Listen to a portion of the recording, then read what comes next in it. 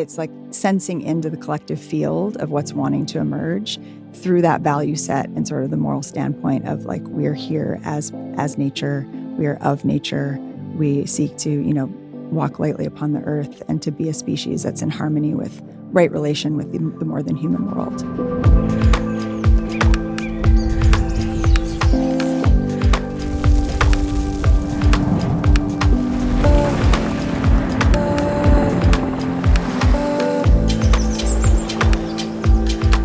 Welcome to the Regeneration Will Be Funded. I'm your host, Matthew Monahan, and in this series, we're having conversations about regenerative finance, technology, and our living planet. How can we build an economy that's in service to life? Brought to you by Ma Earth. You can find all of our conversations at maearth.com. Thanks for joining us.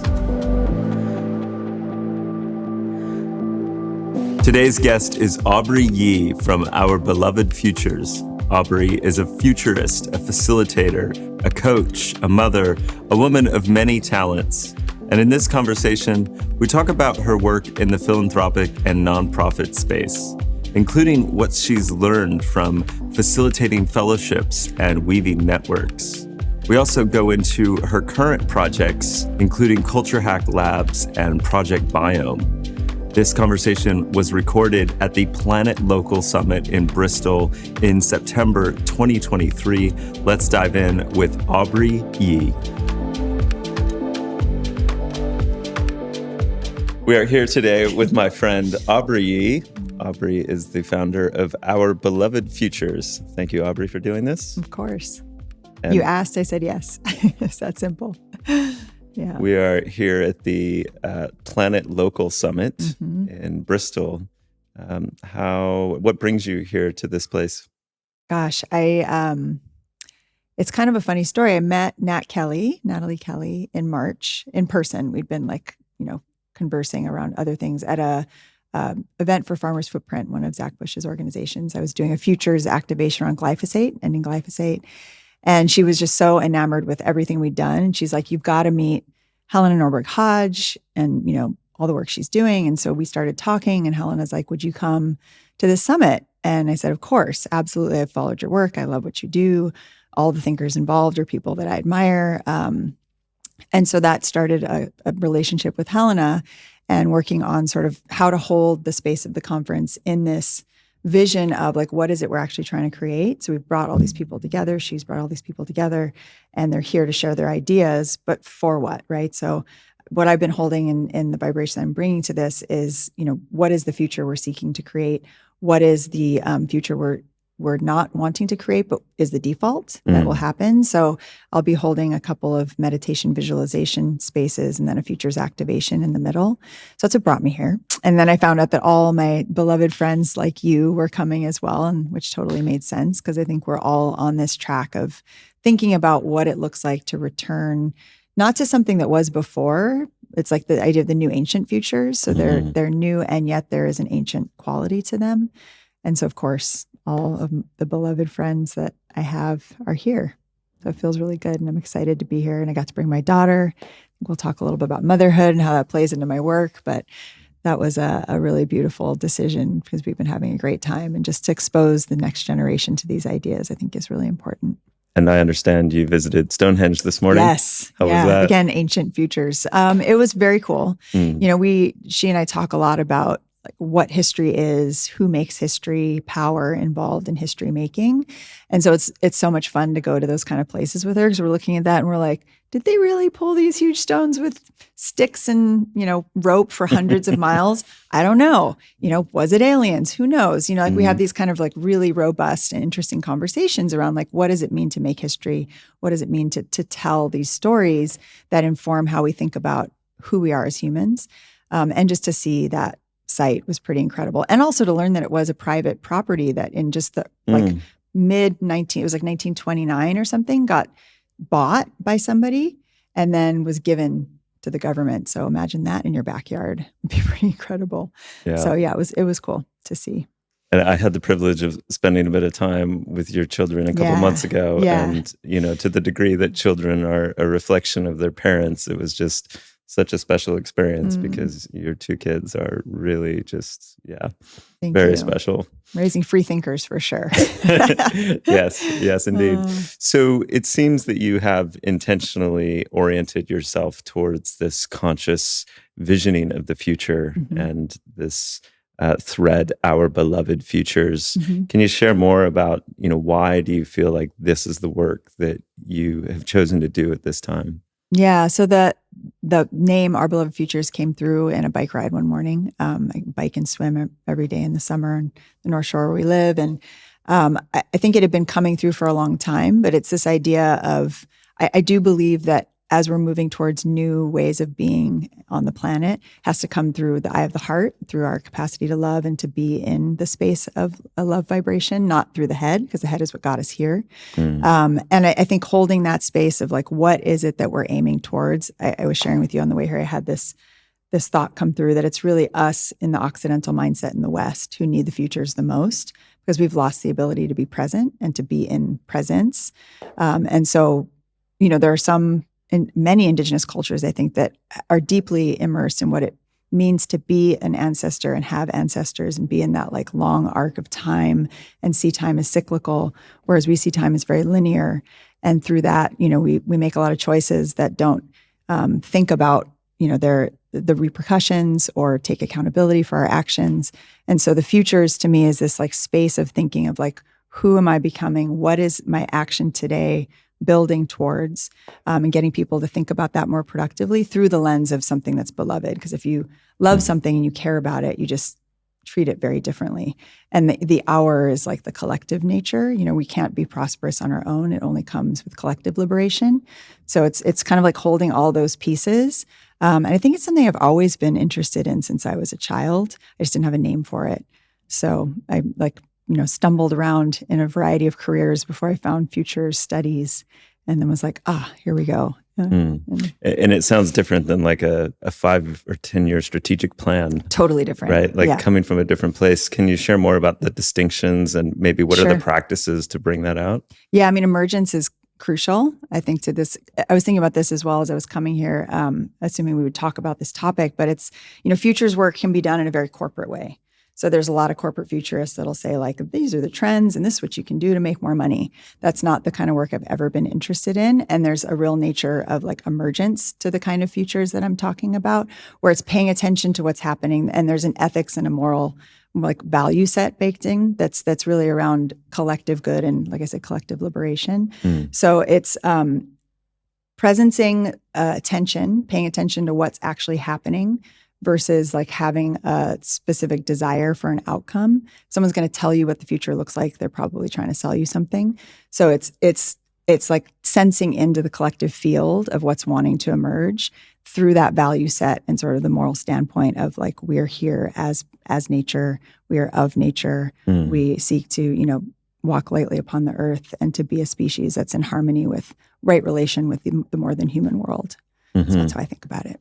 Yeah, I love it because it's that balance of recognizing that we have sovereignty and agency and that our actions and our choices matter and do cultivate consequence and influence in this rippling of life, whilst also having that humility and that listening and that quality of recognition that we aren't in control and that we are part of a greater web. And so how do we listen, attune, and find where those emergent threads and those two meet, where we can still exercise our agency and, be explicit about trying to find what makes our heart sing, what is that positive vision, because otherwise, we can default to whatever the stories of our culture and mainstream contexts lead us to, which aren't always positive. Yeah, and I think what you're saying in that there's like an agency that happens in presence.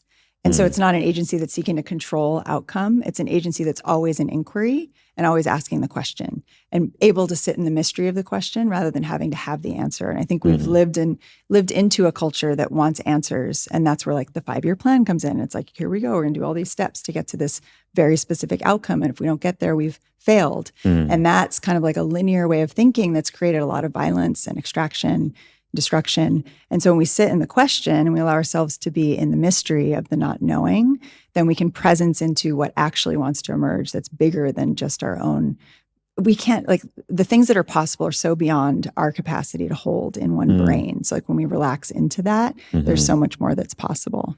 So I think about it in those terms. It can be hard for organizations to grapple with because they're so set up. The typical corporate structure can't hold that kind of uncertainty. Right. And so I'm really interested in thinking about how do we build systems internally into cultures of, organizations that can handle that and kind of work in that way. Because I think we can't really make the changes we seek without having that like reckoning first within, individually and also in organizations. So. And I'm also noticing that it's futures, not future. Always an S. Always an S. Tell me more about that. Well, because if you look at the present, like there's not one present. Like we're sitting here in Bristol, there's a gazillion other moments happening right now that are a wide range. Like for some people, they've been living in the apocalypse for generations. I know your background fairly well. We've been living this privileged reality for some generations, maybe some struggle, but not what others have experienced. So there's never just one, right? So it's always an S, it's always plural, and it happens unevenly. So when you think about something like collapse, again, like other people are living in collapse, whereas for some who've been experiencing privilege, collapse feels very scary because they've never experienced it. So always an S, always, infinite number of possibilities. So when you're thinking about the futures, it's contextual. It's like, what do I need to think about in this situation for what I'm trying to create or what discussion I'm trying to have with this particular constellation of humans in this particular time and space. So it's very malleable, and it's a set of processes and questions and sort of sitting with those inquiries. Yeah. Right. So it sounds like this has been a persistent thread in your work, but can you share more about your background and your journey into this? Sure. Yeah. I was a reluctant entrepreneur first. I think I've always just been an independent thinker. And so even, coming out of college, it was like the idea of getting a job and going down some sort of well-worn path was really actually terrifying. And so I started working for like startups. It was, early 2000s, got a really great job traveling through Europe as a paid backpacker, like did all these kind of varied things. And then started my own business with my then partner, now husband. And we, again, just wanted to travel and experience the world, and ended up reluctant entrepreneurs with this import-export business. But looking back, what I can see is that gave me this deeply embedded experience of capitalism on a global scale, of seeing like how flows of capital move, seeing how like extraction happens in like big factories, like going to these big factories in Indonesia. And we would go to every factory we worked with and like try to understand how their workers were treated, and saw some pretty intense things in our early 20s and experienced all of that. And then, built this business and this store and all this stuff. And I realized at one point in the store, I was holding all these events and workshops, and I'm like, oh, I actually don't want to do retail. I want to build communities. So I was like, okay, something's not right here, but I've learned a lot. So I turned to my husband, Brady, and I said, I'm done, and we need to sell the business. And he's like, you're crazy. And I was like, no, I'm not. He's like, okay, I love you. I'll trust you. And I didn't know what I was going to do then, but I started, I knew I wanted to do something that had more impact, that I'd like absorbed all the learning I could from that experience. And so I started looking at the University of Hawaii where we lived, and stumbled upon this thing called Future Studies, where my mentor had been toiling away for some 40 years and was kind of one of the fathers of the field. It had come out of the Club of Rome and Budapest and these meetings that had happened in Europe in the 70s. And he was like in all of that, and then ended up at the University of Hawaii, just, quietly, very bad at marketing, toiling away at all his futures work. And I had no idea what that field was. But the first time I sat down with him and heard what he had to share, I was like, oh, this fits, because it spoke to my desire for intellectualism and academia, but taking it into the real world and working with communities on the ground, policy and politics, and really understanding how systems work and how to create change. And then it spoke to the poet in me, because it was about vision and visioning and like getting people to see beyond the present and get out of their comfort zones. His name's Jim Dater. He's still alive and he's amazing, still working away in his like late 80s. But one of his famous quotes is, any useful idea about the future should appear to be ridiculous.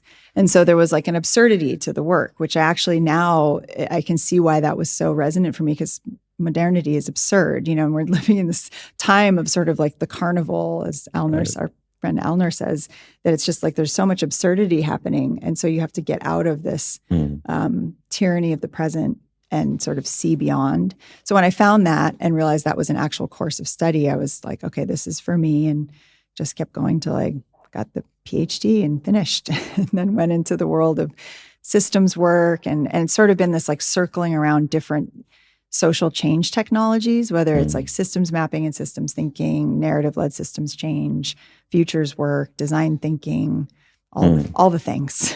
Yeah. And we've been highlighting a lot of work in the philanthropic space. I understand you also did some work with Omidyar. Yeah. So I spent 7 years actually helping build a network for social impact, which was, again, like something I'd never done before. And they were looking for someone who understood systems mapping and systems change. But Hawaii is a small place. They're like, a futurist will do. So it's close enough. It's like, so I got like kind of immersed in those worlds and saw, the vision there is, if you get emerging leaders across a state, a geographical place like Hawaii, who care about the future and something beyond their own like rise in leadership, how might you network them to create new possibilities for change? So then I dove really deep into understanding how networks work and what creates a network for change, for impact, using all these different social technologies. So I did that for 7 years, which was really powerful. I call it my like leadership dojo. Never thought I'd be in leadership development, but got to learn from all these really incredible thinkers and people that were doing sort of frontline work and social impact for systems change. So yeah, that was an incredible experience. And at the end of it, I was able to turn the network back to itself. So as the one that was like the network weaver was my role, I saw that there was a point where it's time for the network to actually lead emergently from within. And so I left that in 2021. Yeah. And I'm curious because we see a lot of different fellowships, incubators, social impact, social purpose network kind of styles of initiatives emerging all over the world. Yeah. And so, having done that experience, and I know you're involved in some of these different flavors now as well, but yeah, curious, any reflections, lessons learned, things that, key leverage points or insights or things, surprises along the way in that space? Yeah, gosh, a lot. I think networks are really important. I think they've become a little bit like everyone needs to have a network or a fellowship and sort of it, but it's deep work and it requires trust and relationship. So it actually requires an investment in trust and relationship. So you can do a lot of trainings, you can hold people in space together, but if you're not attending to that like deep, almost spiritual level connectivity, the network, I don't believe is really going to do the kind of social impact that we're seeking. So that's one thing I've definitely learned. And I think a lot of people don't have the patience or imagination for that or understanding of how important that like piece of it is. So being just very professionally transactional or... Yeah, that can only go so far. And it's not to say that's not useful, but if you're really trying to do deep change work, there's got to be like a relationality present because it starts to build this web of like lines of connection that then allow the work. Because the work is hard. Like systems change work is really hard. It takes a long time. It requires patience. It requires the ability to see change differently because you don't see change on the surface. It's like you've got to see subterranean culture change, like the way people talking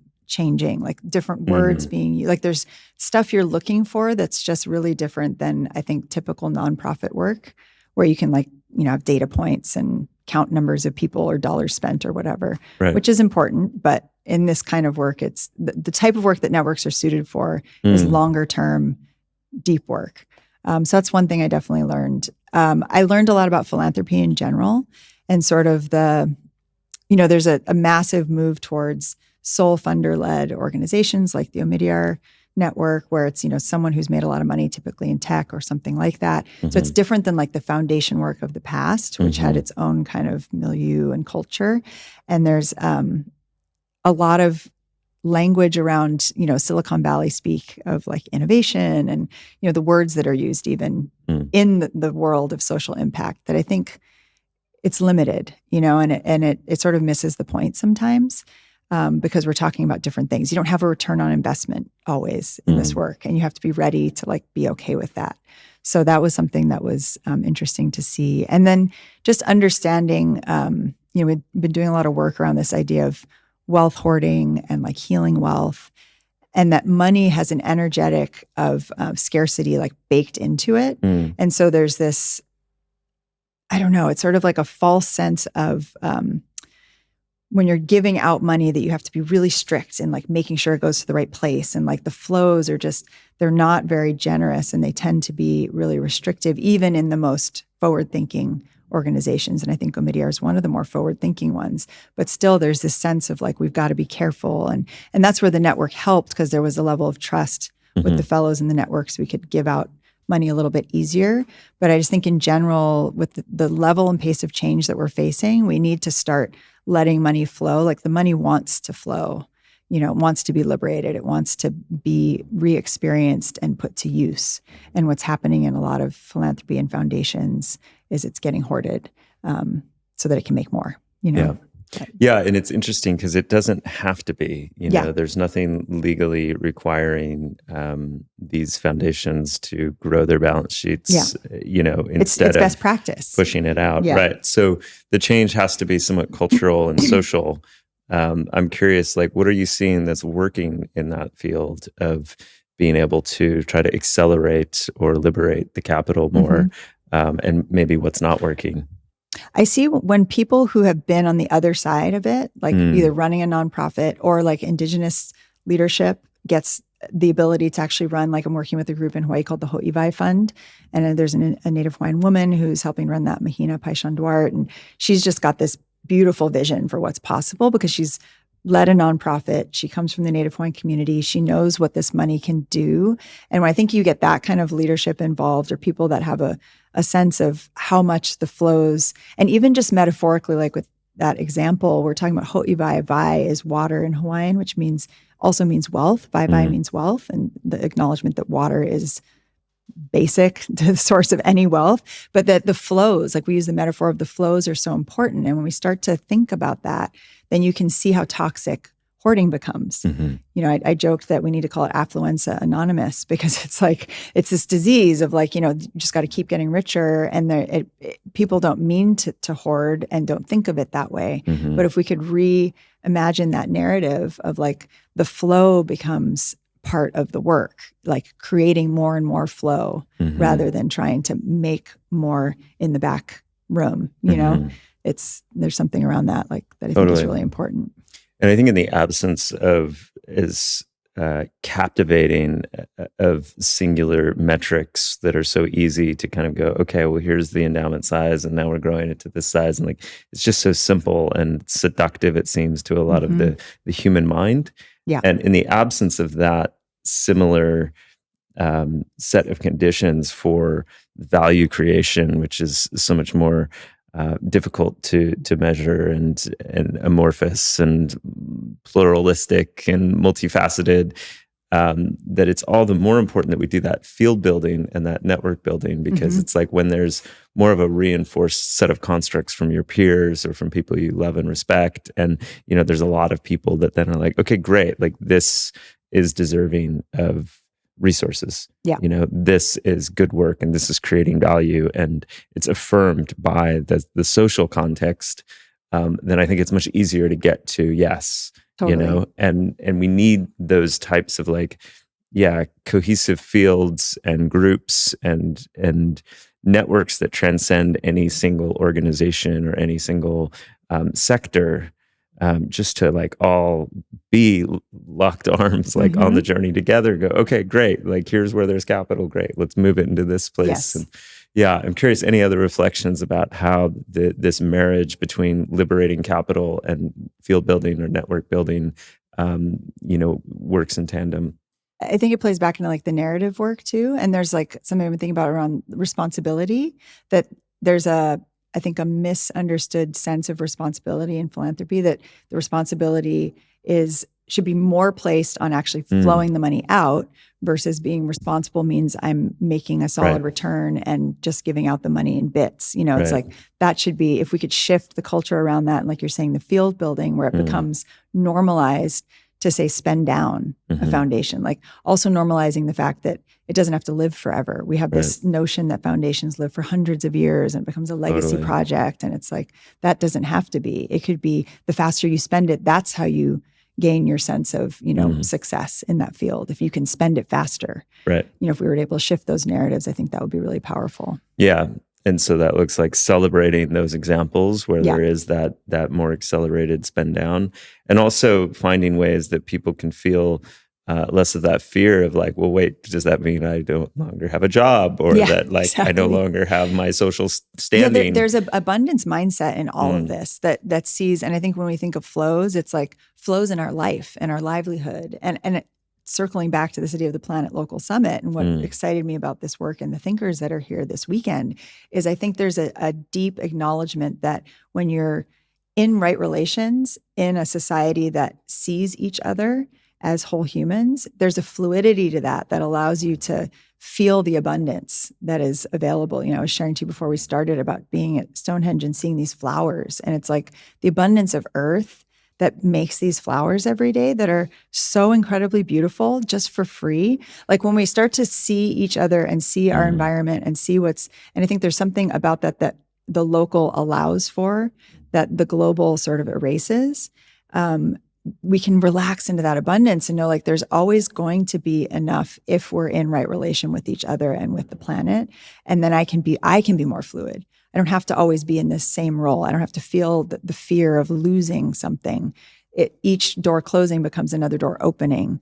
There's this less of a sense of grasping to a false sense of certainty that never actually existed anyway.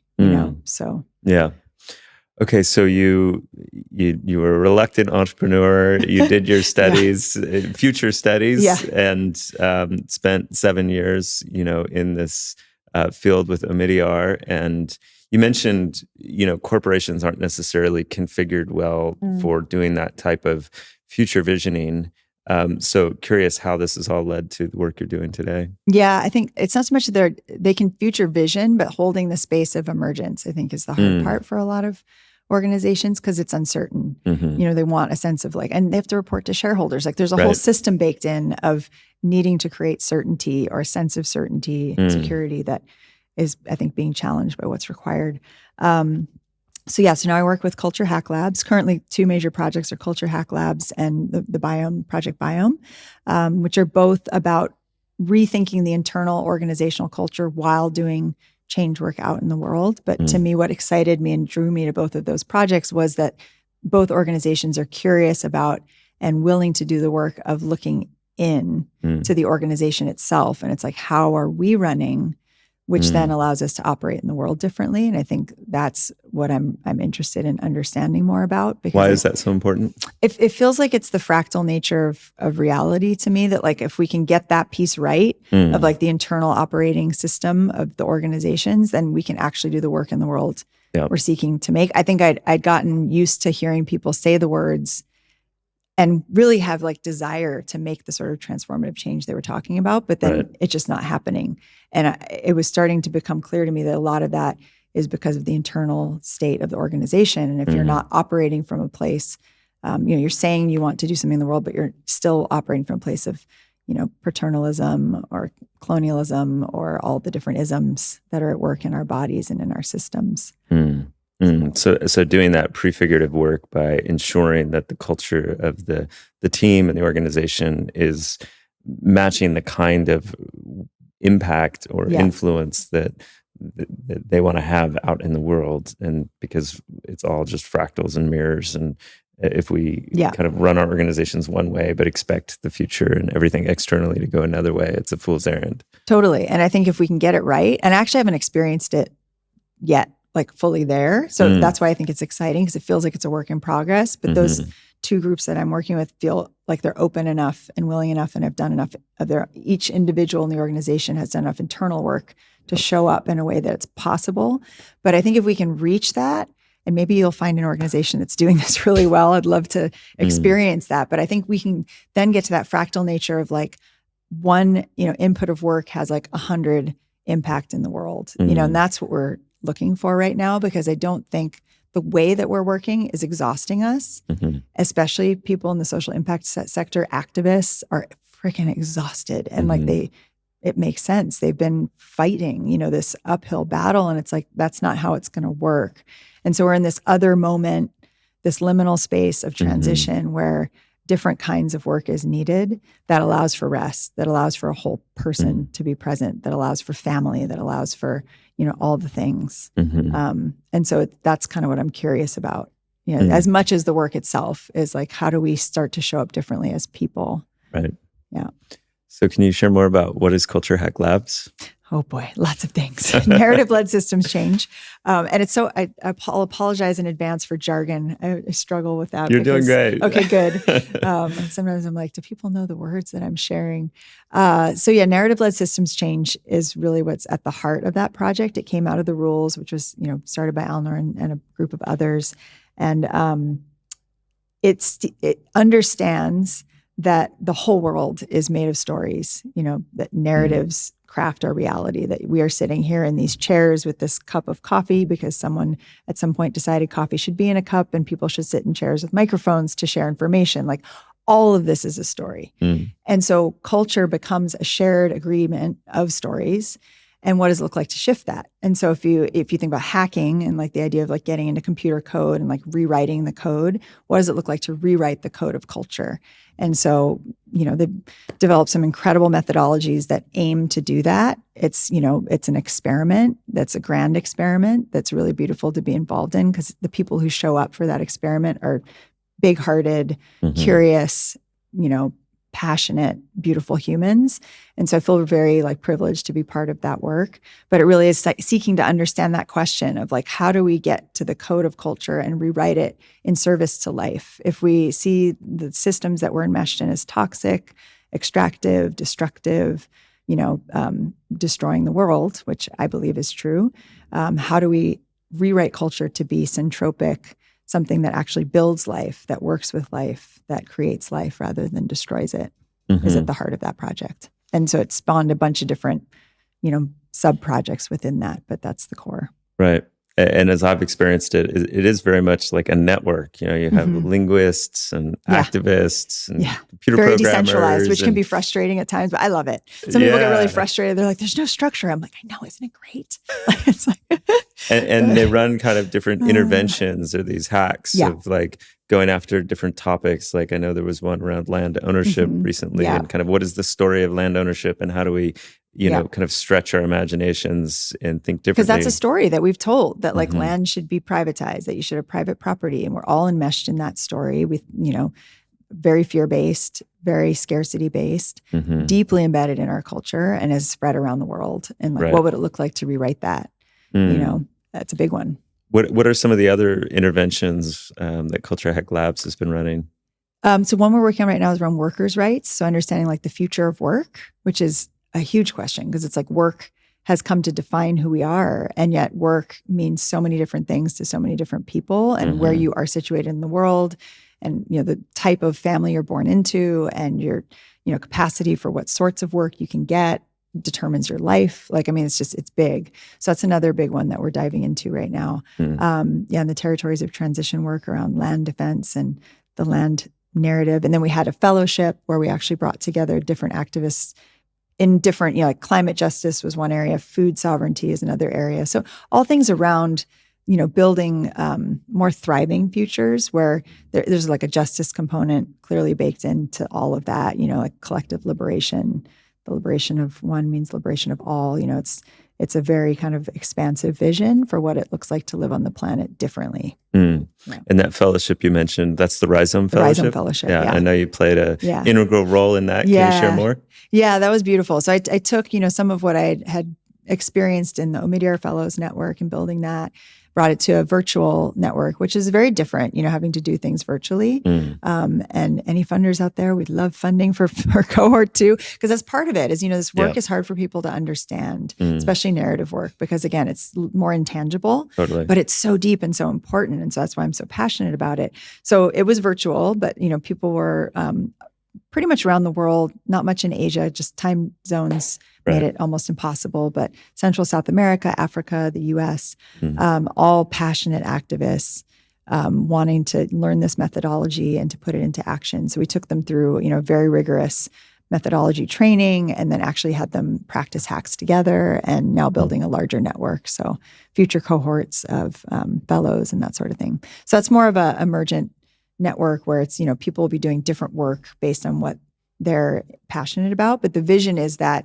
you could all be steeped in this methodology, share this language around narratives, and say you're, embarking on a hack, reach out to a collective of people who understand this work and say, hey, I need XYZ, or I'm trying to find information around this, or I need someone who does filmmaking or whatever it might be, but to expand the capacity for people trying to do narrative-led systems change. Yeah. I'm curious what you experienced in the format. You said doing it virtually is different. And obviously, being in this type of work for some time, like what are the advantages and disadvantages you see? And now that you're also thinking about the future of work and how this interplays with, physical presence versus digital. And Planet Local, which is about like localizing and bringing things back into contact. I think there's something, it's so beautiful that we can reach around the globe and have contact. I think that that's definitely something that should not be lost. And it can't be everything. Back to this idea of networks work at the speed of trust. And I think you can build so much trust virtually, but there's something that happens in the physical space. We're biological beings, like being in physical contact, being able to give a hug, being able to look in someone's eyes, being able to exchange so much more on the subtle levels than just words. And your presence in a circle of squares, there's something intangible to that I think just it like lightning speeds things up. So it's possible virtually, and there's an advantage to being able to reach around the globe. But when you can combine the two, I think that's where like the magic can really start to happen. But there's the realities of time and space and people being in all these different countries, and so you do what you can with what you have. But I think it's that speed of trust piece. It just you can't beat in person. Great. Okay. And then you mentioned another project that you are plugging in with. Yeah, Project Biome. Yeah. Not to be confused with Biome Trust, which is so amazing. An organization I'm affiliated with it. But yeah. It's an idea whose time has come. And it's this idea of the human biome. And, it's not that long that we now sort of generally agree that there's a thing called the human biome and it's important and we should care for it. And it's our gut and all these things, which is amazing because like Indigenous peoples have known for millennia or even longer that like we think in multiple ways, not just through our brain, also through our heart, also through our gut, also through our dreams, etc. One thing I love about that word biome, sorry to interrupt you, is just like it doesn't have a common universal definition, but when we've traced it, it's community of life is one of the like unifying agreed upon definitions because it is such a fractal. Like there's a community of life in my gut that is having a profound impact on my health, my mental well-being, and everything else. There's life in the soil. There's life in my bioregion. There's life at a planetary scale. And it seems that the work of our time needs to operate with an understanding of these different fractals and these different layers, but also that community provocation. Yeah. We're always a multitude of beings. The myth of separation, it's like that whole idea of individuality is total myth. So the biome, that like idea of the biome, I think is one whose time has come. And so Project Biome is taking that idea of, my friend, Dr. Zach Bush, who's been a friend for many years, asked me to come and help get this project started. And again, it's this idea of like bringing into the project what we're calling living systems methodologies, but ways to help the organization itself become more like an organism so that it operates in that living systems way, using biomimicry and other ways of thinking about how people interact and how, one of our board members was just saying like, what can we learn from how floods work and how fires work and how do we bring those kinds of like natural processes into organizations in ways that are positive and needed.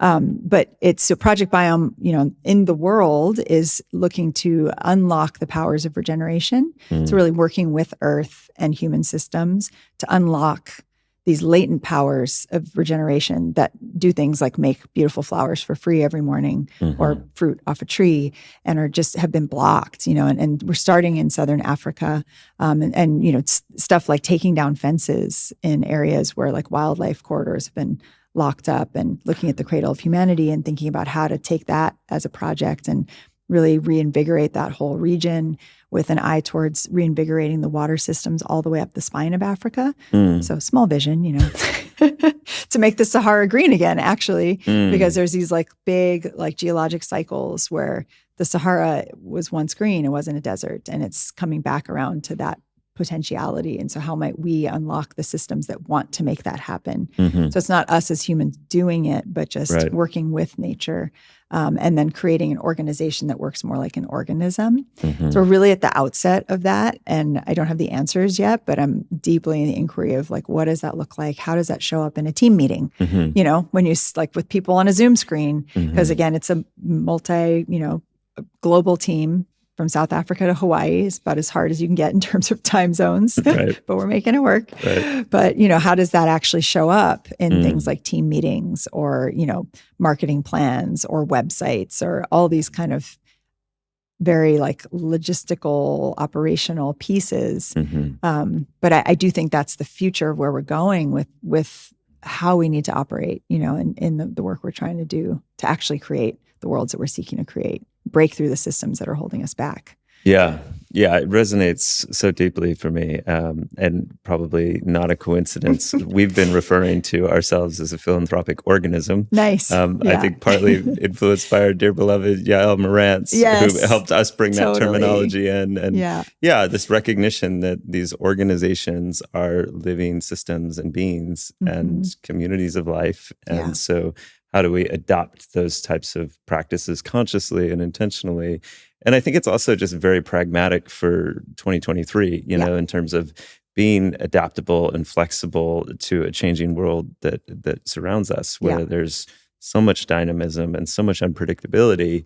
And so the qualities of being able to be in relationship with the external world and being able to flow, depending on the contexts and the webs that we're weaving, I think is just like a very wise way to operate these teams. And there's like a fragility to the old way, that I think worked before and gave a sense of security and safety that now actually is like a liability, and it makes organizations fragile if they can't start to adopt this new kind of more porous way of thinking about themselves, decentralized.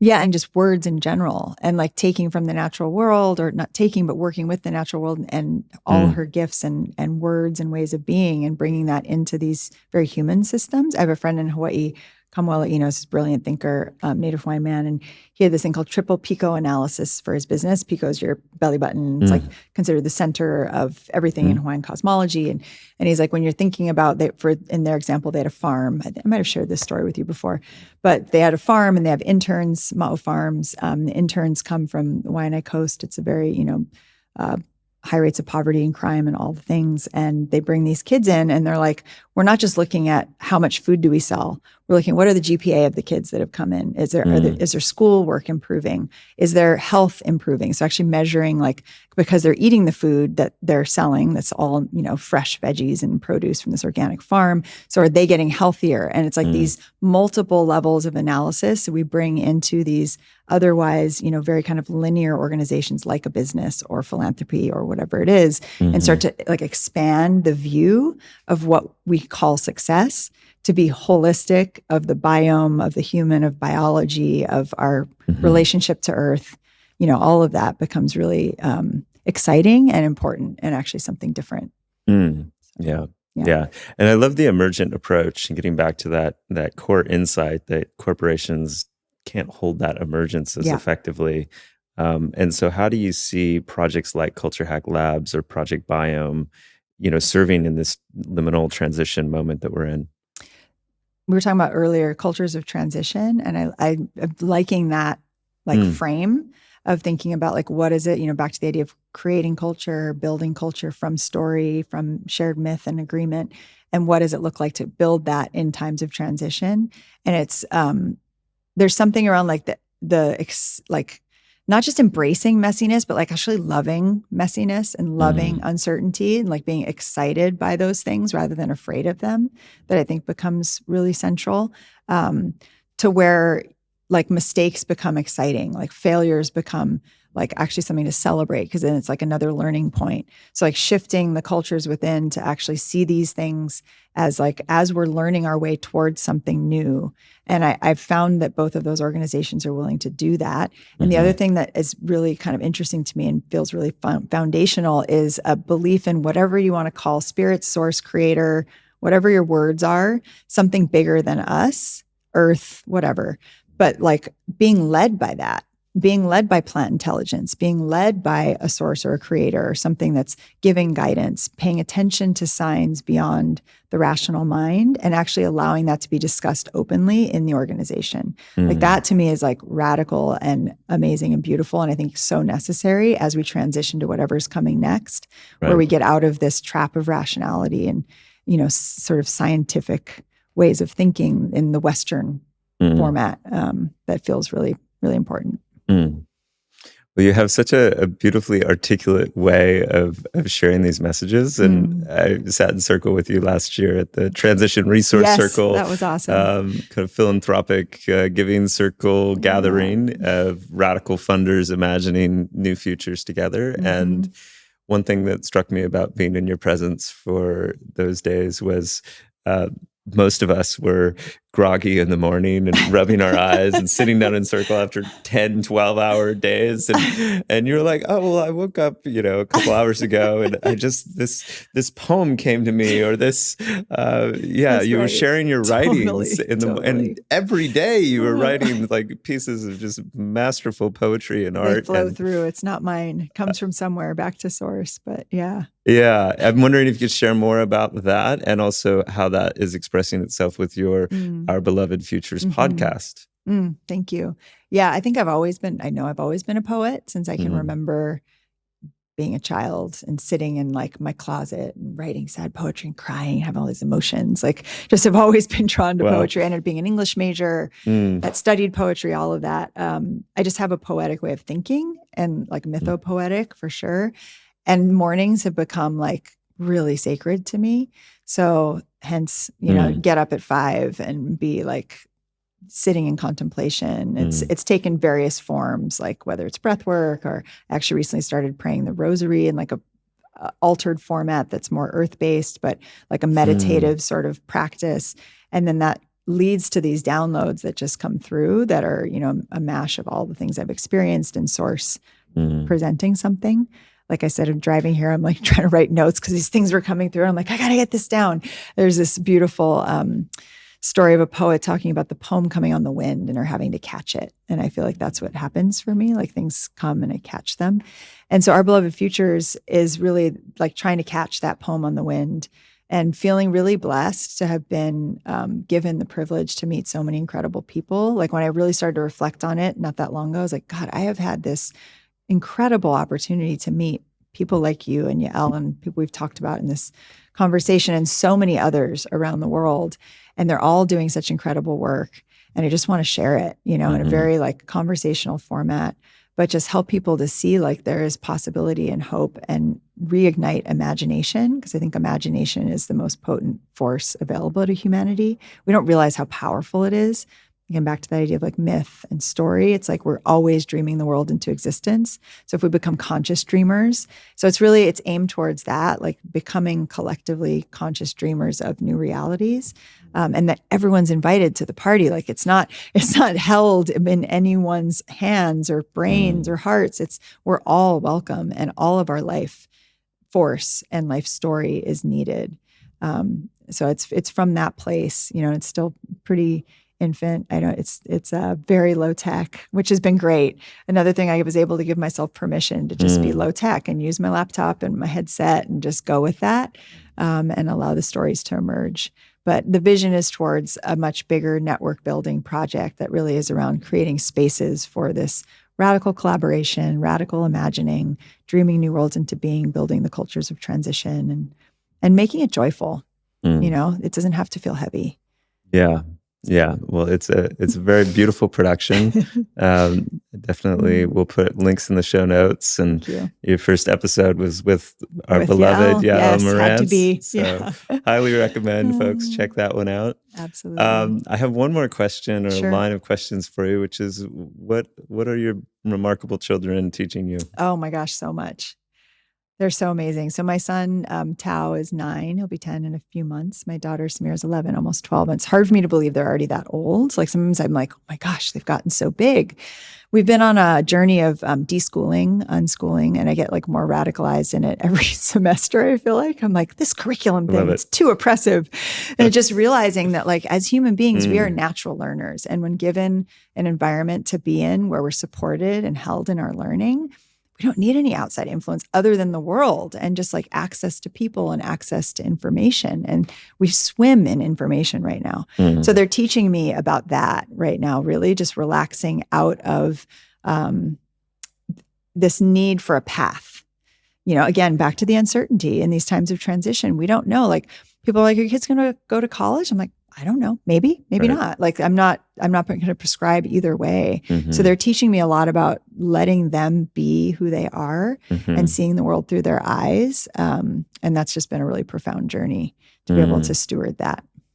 And how do you find that confidence to do things differently? Oh my God, it's taken time. It's like an internal battle. I had to unlearn a lot within myself. There was lots of nights where I'd wake up like, oh my God, am I doing the wrong thing? Right. Or, you know, you go on social media and you see like first day of school and all the pictures and it just like your gut is like, oh my God, have I made the wrong decision? So much pressure and so guilt much pressure. To like being a good mother. Totally. Yeah. But I just look at the evidence in front of me and I watch them hold conversations with adults and have opinions that I'm like, wow, that was a really good opinion. Like, or tell me stuff back where I'm like, wow, where'd you get that idea? Or, you know, kind of check me in like the way I'm parenting them very like eloquently. And I'm like, okay, they're doing good. Yeah. You know, so it's like the evidence is there in front of me. If I'm present with them and not in my fear space of like what's supposed to be in all the programming I've been downloaded, then I can actually be in that right relation. And it's again, another practice of like right relation and presence in the present. Yeah. So, well, I'll never forget the conversation I had over dinner with Tao about crypto, Web3 currencies. Totally.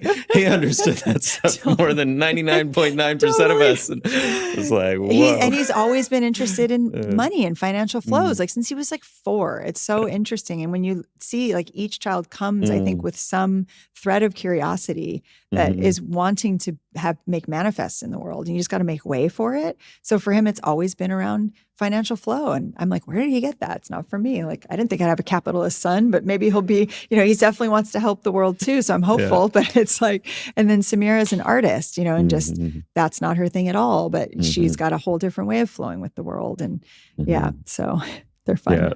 They're great. Well, you're very lucky. Any final reflections or messages you'd like to share?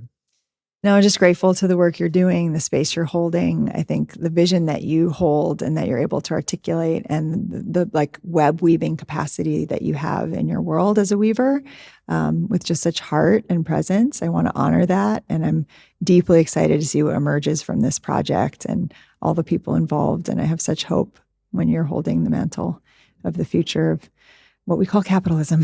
But I think there is, you know, at the end of the day, money is energy and it's flows we've been talking about. And I think you see that and you're able to articulate a new vision. So I'm just really grateful you're doing that work. It's big work.